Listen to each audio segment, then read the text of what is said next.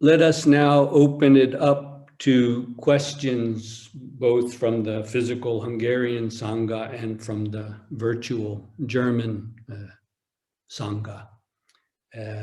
Please consider well, is your question about practice? This is a retreat, not an academic conference. This is a retreat for sustained practice. If you are having a problem with your practice, probably other people are also. So by sharing that question, that doubt, this can be helpful for all. But theoretical questions are not helpful at all. We can discuss them after the retreat. So if you have a real question about the fundamental practice, please, for the benefit of all, raise it. And together, I trust we can find a solution. You were talking about delusions and combating them or overcoming delusions. And right now there's a time, the Germans fasting, so not eating everything and so on until Easter. Yeah. So I try to follow that every year. And I realize every time that, for example, leaving away sweets, instead of that this desire gets less, it gets more and stronger and stronger, the more I try to get rid of it. And this is also true for other wishes or let's say habits. If I try to overcome bad habits, the opposite happens to me quite often.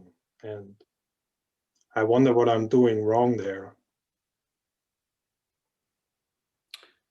Yeah, you're not doing anything wrong, but clearly self-will is still involved. That's why you get trapped in that cycle, huh? You try to put something away and you end up desiring it even more. You have to see what your mind is doing. It's not the chocolate that's doing that, is it, Michael? No. It's your mind. You have to see what your mind is doing. And once you see that, undo it. Let it be undone. Yes, you can chase after it. Chocolate, for example. I'm going to stop eating chocolate, preparing for Easter. And then you start dreaming about it, or go by someplace and someone's eating it and you can smell it and it just, you desire it even more. This is a precious place to practice, isn't it, huh? This is the chocolate dojo, or place of practice. The real place of practice. Damn right. Yes. Yes. And only you can see through what your mind is doing. Are you going to really be content if you grab that chocolate bar and eat it? Maybe momentary, you'll say, well, that was great. That was worth it. Sorry about Easter, but it was, well, how long will that last, Michael? Yes, that's a very good point. Usually it's a big disappointment afterwards. Yeah. See it for what it is. You don't have to, manipulate your mind and try to reverse the way you think. Simply see through what your mind is doing. When you really see it, it's already undone. But you have to do that work. So I would urge you to take this precious opportunity now to see what your mind is doing. To see what your mind is doing.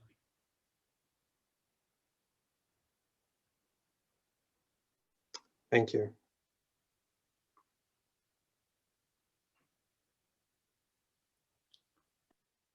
If anyone else would like to speak up from their own experience, I'm sure there are other chocolate lovers here, whatever. Please feel free.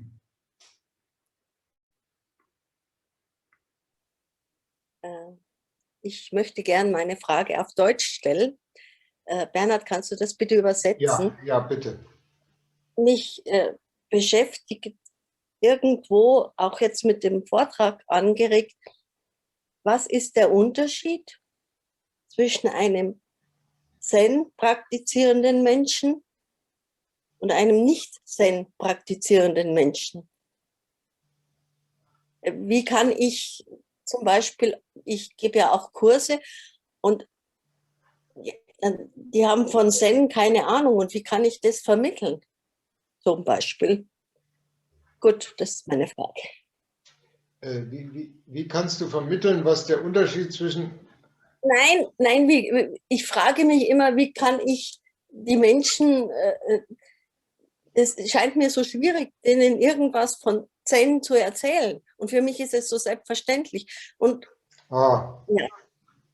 Okay, so, well, this is a very broad question, but anyway, so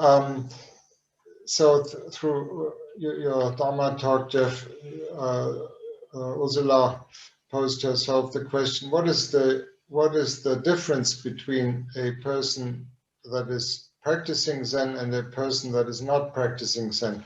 Because she also gives courses, and she has great difficulties to tell people what it is to practice Zen. Sorry.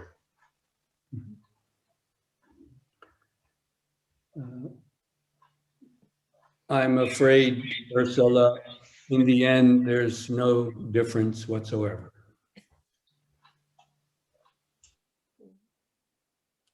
Perhaps it's the mind that looks for that difference that needs to be undone.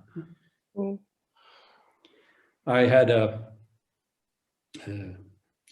someone in my tradition, a Japanese Rinzai Zen master who lived for a long time in New York.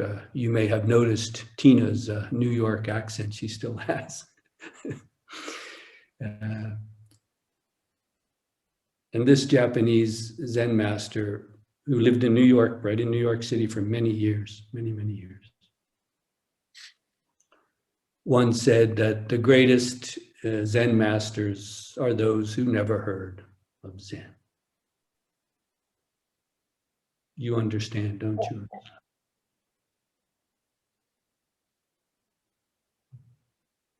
you? Thank you. Huh? Yes. You could understand, okay? Yes, I could understand. Thank you.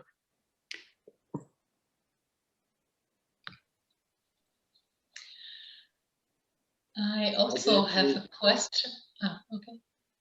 Yes, here's Birgit. I also have a question concerning the concentration while working with a koan, because sometimes I find myself in kind of a struggle. On the one hand, I really try to focus myself to give all my energy, my dedication to the koan. At the same time, it's not possible to resolve it only with the will. It really has to unfold from inside. And this produces sometimes a kind of a struggle. So can you say something about the special, I don't know if it is a special concentration, the special way to dedicate ourselves to a koan? A couple of months ago, I did give some Dharma talks precisely about that focus and concentration. You may want to listen to them. But really, it comes down to you're trying to put something in. You know, this is one of the problems with a traditional koan case or a curriculum. Here's the koan about the cypress tree or a dog and Buddha nature. Now you have to take that and put it in, take it in. It's not yours, at least in the beginning. It's something from the outside. Huh? So this is inevitable. It cannot be helped. Huh? That is why I emphasize, to bring the koan out of yourself rather than try to put one in. You follow? It's there. It's there. And the formal given koan is just something you have to cement yourself to. And that's the struggle you're talking about, you see? But the fundamental for any koan is always bringing it out of yourself.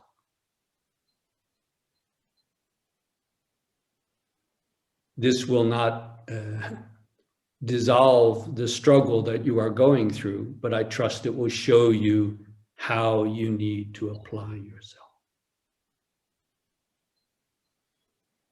Do you follow? Yes, thank you.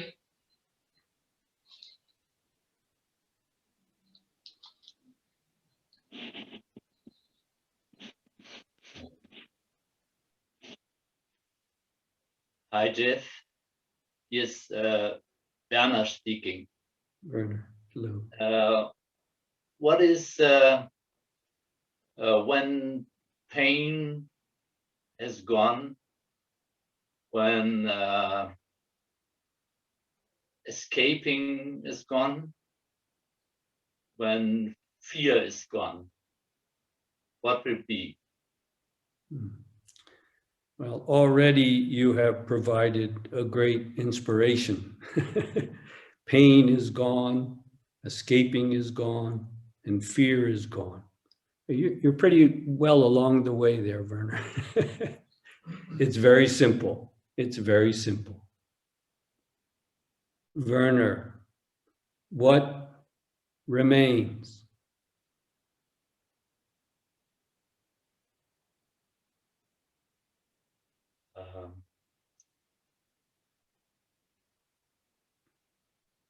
There is a strong wish that remains. And I cannot say what it is. Well, right there, apply yourself. It's wonderful if the pain and the fear and so on are gone. Wonderful. That allows you, without interruption, to just dive into that. What is that? What is it that remains? What is it that remains? This, Werner, is the Bodhicitta coming to its culmination, its fulfillment. Huh? And don't worry if you don't know what it is. This is a good sign. Don't know what it is and give yourself to it fully. It will become clear beyond a shadow of a doubt.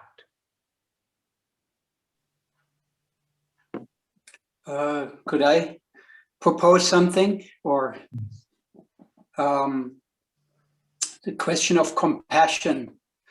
I recently lost my father, and he had a hard time dying. And about 10 days before, he said, you have it so much easier because of your... Could you say that again? My father said to me and my sister, you have it so much easier because of your meditations. Yet over a long time in our lives, they could not accept what we were bringing to them, right? So I guess the question of the compassion we feel and we practice, and the compassion that they people expect from us, because to give, it also needs to be received, right? So this is something I've been struggling with lately. My condolences. I trust you see you are doing what needs to be done. And even your father, who maybe was against it for some time, at the end of his life could realize that your practice, your meditation is something good. Now what? Now, Tobias, what you need to do is to practice for yourself as your father would want you to do, wouldn't he? Huh? And to practice for your father as well as everyone else. He deserves that. And part of that practice is perhaps mourning him, crying bitter tears at your loss. You understand? Your father deserves that. And love gives that. So please continue your practice for yourself and for your father as well as all beings. He deserves it, doesn't he?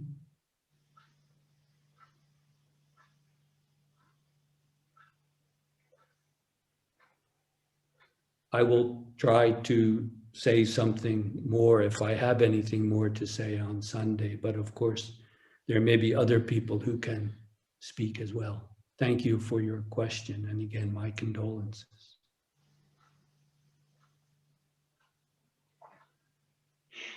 Could I also ask, because in the beginning of your talk, you mentioned love and compassion, and in your speech, you mainly concentrated on the practice and the mind and the body and the delusions. So my question would be, maybe you can talk about this on Sunday, is love and compassion just unfolding? If, like as Werner just mentioned, if everything is gone, then the great question, what is still there? Is it then just unfolding, or is there something we could nurture, or something we could do before it just unfolds? You are coming to it, aren't you? You are coming to it, aren't you? You see that it's something that, yes, eventually it starts to unfold. Huh? You see it. In the beginning, for me, my practice was about me.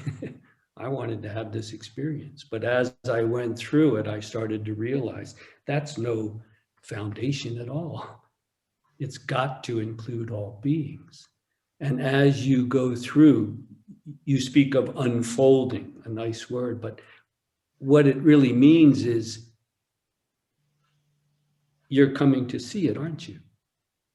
From the first, it's all compassion. It's all love. That's where it comes from. That's where that initial resolve, however imperfect, that's where it comes from. You can see that, can't you?